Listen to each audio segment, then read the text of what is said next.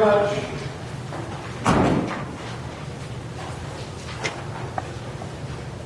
Good morning, everybody. Good morning. So,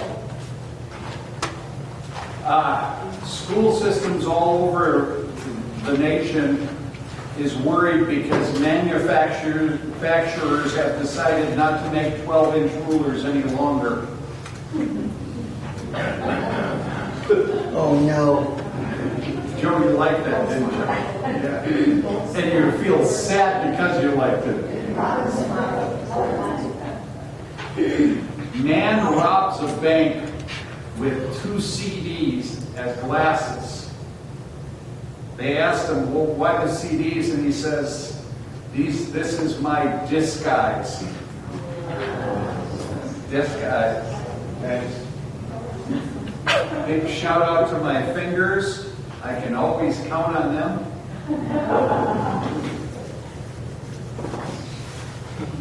Lately, they have there's a new protest going on. People want to ban pre-shredded cheese because they want to make America great again.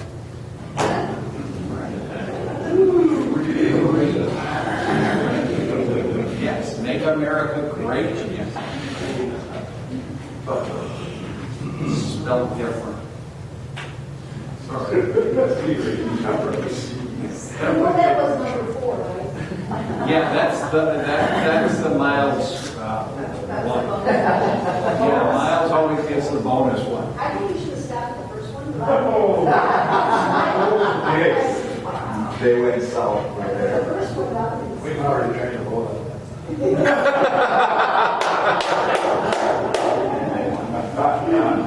You did vote on it, and I don't care.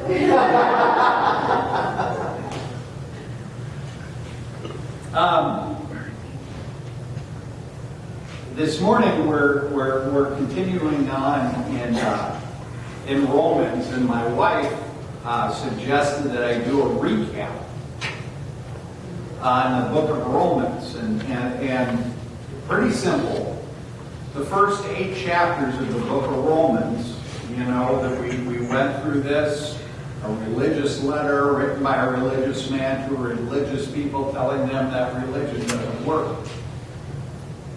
Here's the focus. The focus is Paul is beginning to explain the gospel. What is sad is most people attending church, if I were to ask you what the gospel was, would basically respond with, I don't know.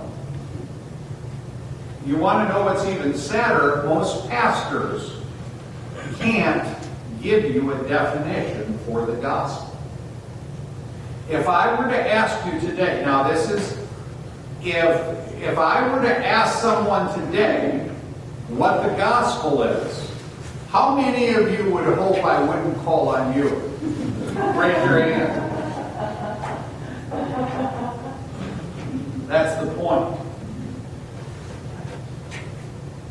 The gospel is the center of who it is we are and what it is we believe. Now, my wife gave me a hard time because she says you state it differently all the time. Well, I do, but the main point is Jesus Christ is available right here, right now, for anyone who is willing to believe. Let me go again. Jesus Christ is available right here, right now, for anybody willing to believe.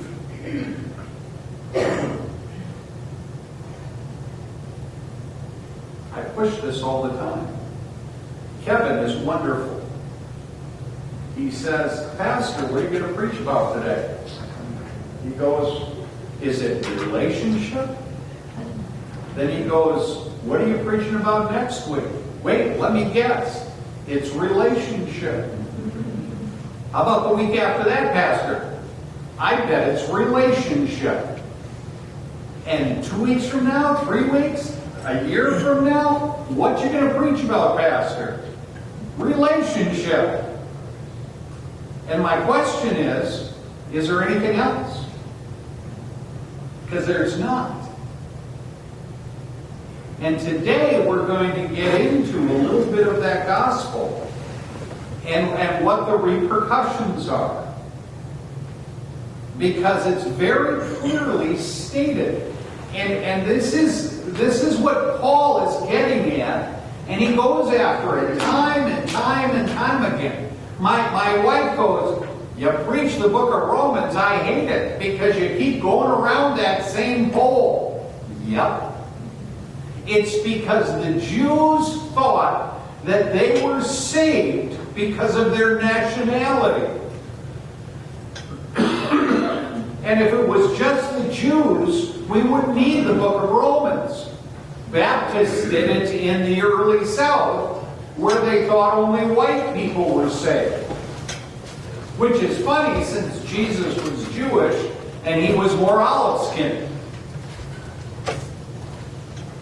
Catholics have a tendency to think only Catholics are saved. Pentecostal, I was in an Assembly of God church, and I had this lady about once a month stand up and says, "I used to be a Catholic, and God said to me, come out from among those sinners." Thank you, Estelle, for making this place so welcome for people from the Catholic faith. I just appreciate that so much. The only thing she didn't do was stab him in the eye with a butter knife.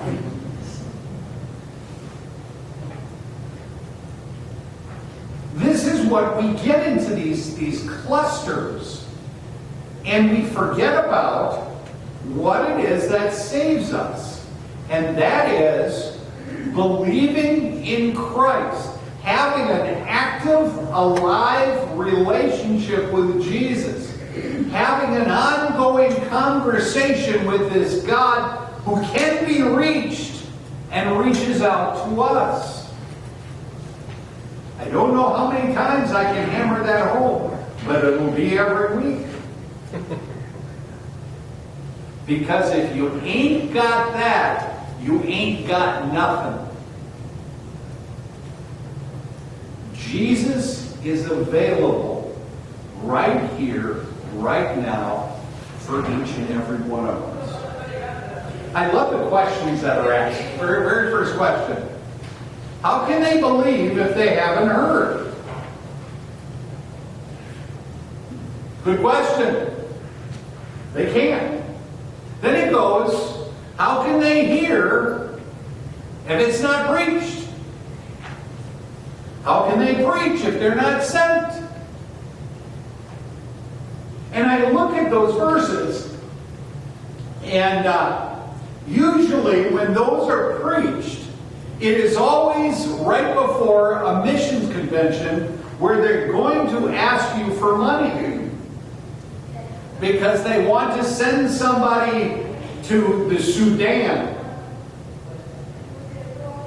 And I'm wondering, is this about this super religious event that we want to hold? Or is this basically dealing with our lives and how we live each day?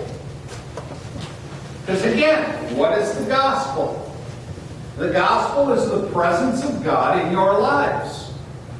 I believe, so Jesus, you're here. You talk to me, I talk back to you. There is a transformation that happens in and through my life.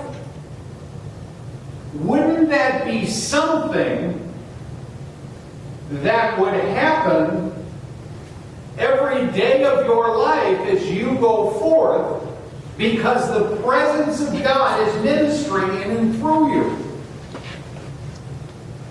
What does it mean being sent? Well, if Jesus is alive within your being, wherever you go, you're being sent. He is going to use you in the simplest and most effective way. Because with Jesus in us, we just have a tendency to love other people. To be concerned. To encourage. To lift people up. To like people. Yeah, but Val's going, I don't like people. I sell insurance. I only like them when I get paid for them. No, it's not true. But thank you for giving me the... But that's what the gospel is. I give Mel a hard time. Mel's, if you don't know this, Mel's pregnant. Is she, you're what, 18 months now?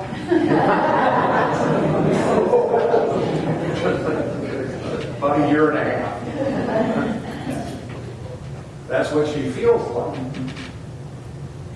But there was some very rough times. And I looked at Mel and I said, suck it up.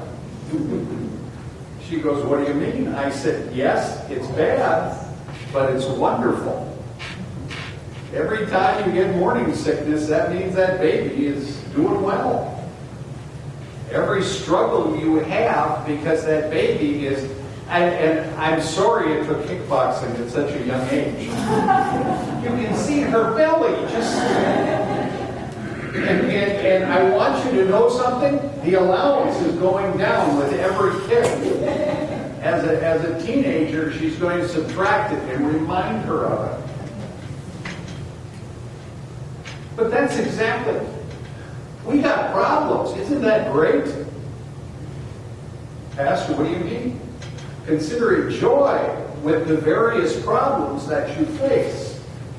Because we got Jesus. And the problems we face are testimonies to God's grace within us. It's how it works. And when people can see Jesus work within us, that we have just as many struggles as they face, but we face it in faith and assurance, they begin to want the Jesus that we have. 50 years? Married for 50 years. Pretty impressive, isn't it? Yeah. How many of them do you need Jesus for? Well, 51.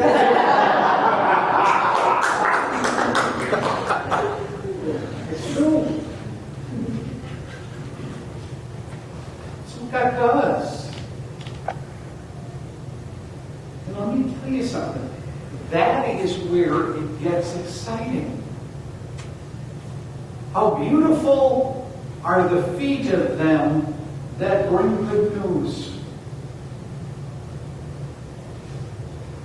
The entire world is geared these days to sucking the air out of the balloon.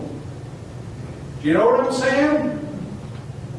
It's negative, it's ugly, it's grinding, and all of a sudden God does a work within our lives and we can be the spark and the positive.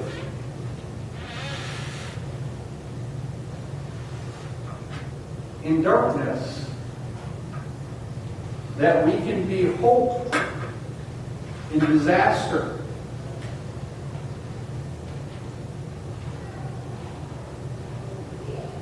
That's what these verses are talking about. God shows up. Are you willing to let Him?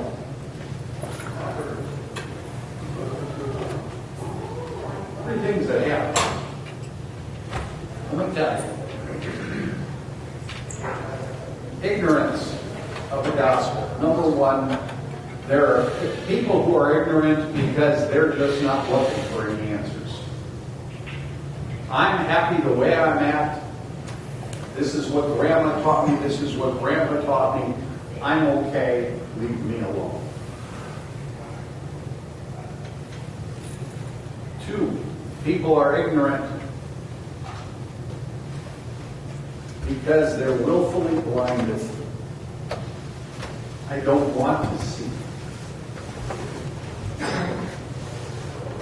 I don't want your answers. Are you happy? No. But I don't want to be happy your way. 3rd, people are ignorant because they just want to believe a lie. It's just not true. Did you want to try? No.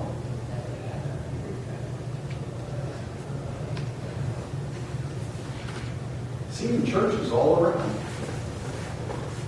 What is the gospel? I don't know and I don't care. How do you get to heaven? I don't know and I don't care. You're asking me questions I am not seeking the answer for. Really?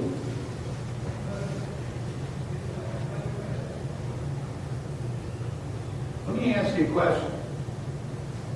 Are you glad you know Jesus? That he lives here? Are you glad you don't need to tap dance in order to gain Jesus' approval? That you don't have to do this, do that, genuflex here, genuflex there, clean up your act, watch your language, do everything just right? That he accepts you right where you're at and loves you just who you are, even when we blow our nose. You didn't see. Thank you, because my heart couldn't take it.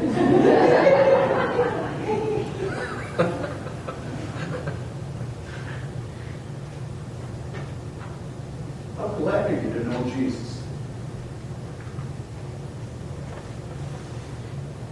That's the message we have for the rest of the world. I have a Jesus who is available to you. And if you believe him, your problems aren't all going to be solved.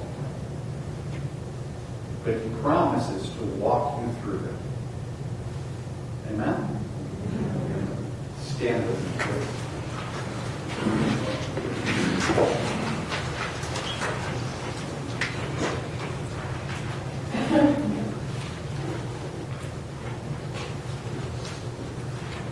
Lord Jesus, we come before you and ask that you would minister and move in our lives. That, God, you would not be a distant deity that we commiserate, Lord God,